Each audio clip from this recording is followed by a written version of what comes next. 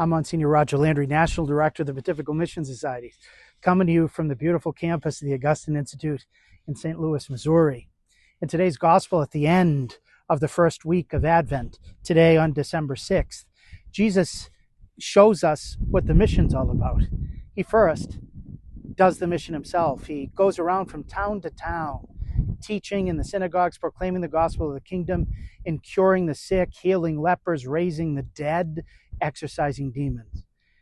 And then he looks with pity on the vast multitudes that he couldn't get to all one by one. And he told his first followers, the harvest is abundant, but the laborers are few. So ask the harvest master for laborers for his harvest.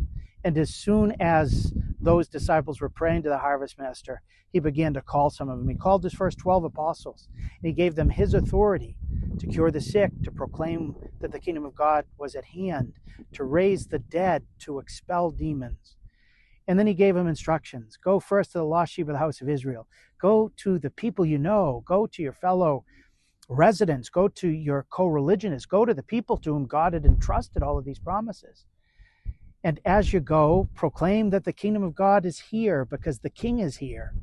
And then know that I'm with you always until the end of time. Without payment, you've received. Without payment, you are to give. Don't try to profit from the gospel, but share it lavishly as you've received it. That's what missionaries do throughout the globe. We continue Jesus' great mission.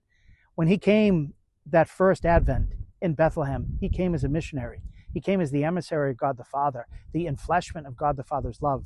And then he was forming his whole church to continue his mission so that we would be able to go and meet Jesus in the here and now, in the sacraments and in prayer.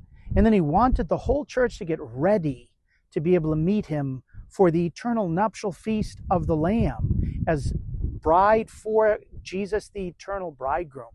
And that's what missionaries do. That's what you and I are called to do by our baptism, because by our baptism, we have received the prophetic gift of Jesus, and we are ultimately called to be missionary disciples in communion. Without cost, we've received. This is the greatest gift of our life, and Jesus wants us to pay as lavishly as the gift we have received. Throughout this Advent season, as we prepare to run out to meet Jesus, who is running toward us, let us do so with extraordinary gratitude, and let's remember that after the encounter with Jesus, Jesus wants us to run with him to the ends of the earth, continuing his mission, the mission of the apostles, the great mission of the church throughout time. God bless you.